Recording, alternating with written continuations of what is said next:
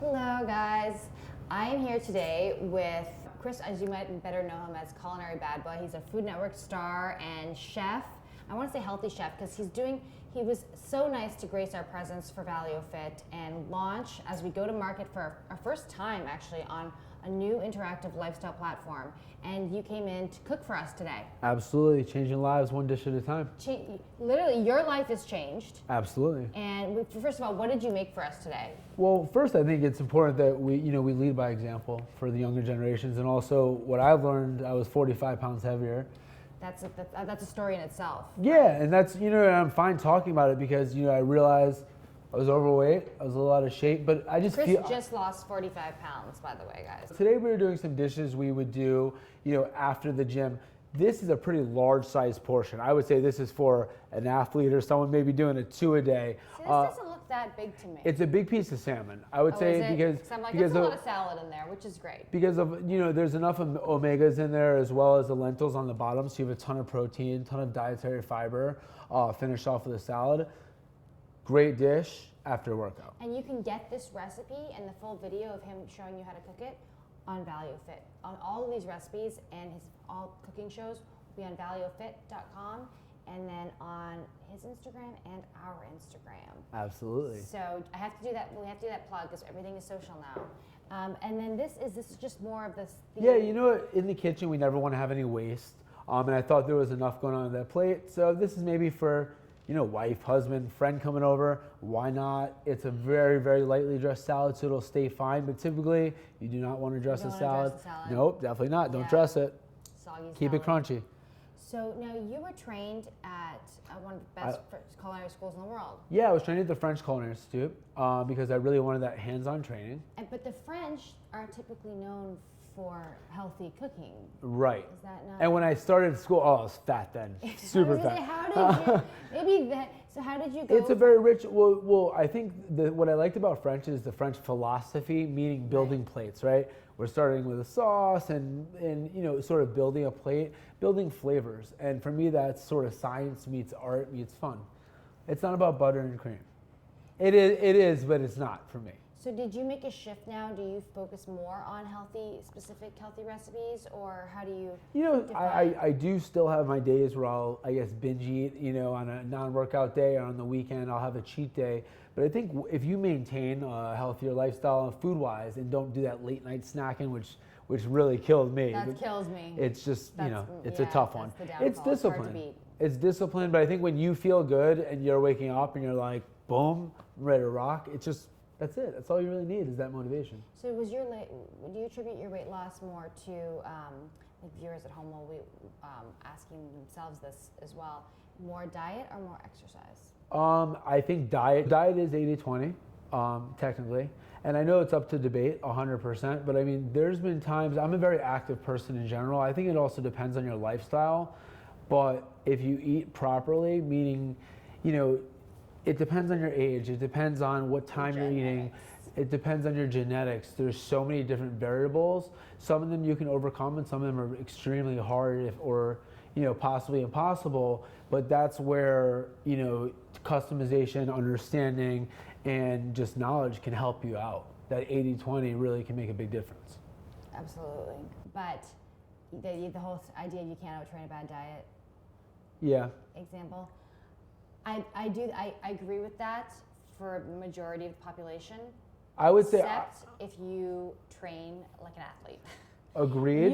I can vouch. You can absolutely out-train a bad diet. Oh yeah, no. You can eat whatever you want. I wouldn't recommend it at home. But I mean, I was on my feet nonstop, cooking, like sweating out. But you know what? I was just overeating. And I realized that when I started doing meal plans for people, and I started eating those meal plans. Because why not? It's delicious. It's food that. How did you do meal plans? They were asking you for help. I was at the gym. I was trying to, lose some weight myself, and I was like, damn it, the pounds aren't going off. And then right away, when I started doing, people heard I was a chef, I'm a pretty good chef, and I started doing the meal plans, and I started eating the same food, high protein, low carb. The meal plan. Oh, I did. Every meal. I think the most important thing and the thing about my business that I really like is customizing everything. On my site, you'll never see a menu because I want to get to know the person. I think it's really important with all these, dietary restrictions and understanding someone's body. Dairy doesn't go well with me. You might be gluten unfriendly, maybe not Right. celiac, but Right. gluten doesn't react well to you. I want to know that because I can cook any type of food, so why not make So do it you have, for? so you said you're making meal plans. So do you have a nutrition background then? Are you? I have done nutrition classes. I'm not a nutritionalist. I consult with nutritionalists. And it's funny because actually 3 of my recent clients are all doctors that I was cooking for. But that means that sometimes they're the most unhealthy. We are all Pretty like shit. kind of. That's good. But it's also learning. Like I've done a lot of reading and a lot of learning. There's still more. I think in the food world and definitely in nutrition, there's so much to learn and so much more I want to learn. And I think that's the fun part about what I do is that there's just so much. There's so much evolution. There's so much going on. I think there's no one size fits all for everybody, and it's the same with. It's also what works for you. What works for you? What are you going to stick with? Because it might work to be on a diet of broccoli and steamed chicken, but if that's not going to work or be. But it's also about what long works term. long term. You know, like Atkins diet, for instance. Actually, we probably shouldn't name names. But when you're going all or nothing, I think with anything, it's eventually going to lead. What do you do for your workout routine right now? What do I do for my workout routine? You know what I do? I have a bad back. What I do is honestly a lot of, I would call them stretches, but more lightweight workouts, lots of bands, not enough cardio. But you know, I started with a trainer and then I sort of excelled to what works for my body. And I've had it now where I'm just feeling a lot more nimble, a lot better at yoga sometimes. I think that every person's different and that's what's worked for me so far. And so what is your favorite, they always ask cheat meals and I hate that question because I don't think Pizza. I don't think the food Or mozzarella from Casa de Mozzarella in the Bronx. There we go. And they'll definitely There's never give us a recommendation for you sponsorship. guys. When you're in New York City, go to whatever you just phenomenal. Yeah, they have some. But I don't like to associate food and cheat. I think that's Food and what? Food and cheat meals or guilt and stuff, things like that, because I Right. think it just gives a bad connotation, and the society has so many problems with disordered eating in absolutely. general. So, what is your favorite healthy meal that you just love that you would eat regardless? I'd say soups, like especially now, like winter time. Like last night, I made 3 soups. Well, thank you so much for cooking with us and doing My pleasure. January challenge. He's in this challenge with can't us. wait. You're working out with me on TV, online TV, and we'll show him that he might even be able to eat a little bit more with these workouts. That's amazing. We'll do a workout and wine and dine. Oh, it's there now. We're In a healthy way. Now In we're a healthy way. talking. Yeah. Bad boy, obviously. Wine or grapes. We're healthy. All right. Thank you, Chris, so much. If you want to find him, he's at Culinary Bad Boy. He is the Culinary Bad Boy. You have to check out, we didn't even get into his whole story, why he has that title. You could probably imagine right now he's got a really big personality. He's a really big guy.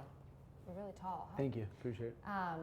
And he's just fun to watch, and we get to watch him all month long on Valeo Fit. Can't wait.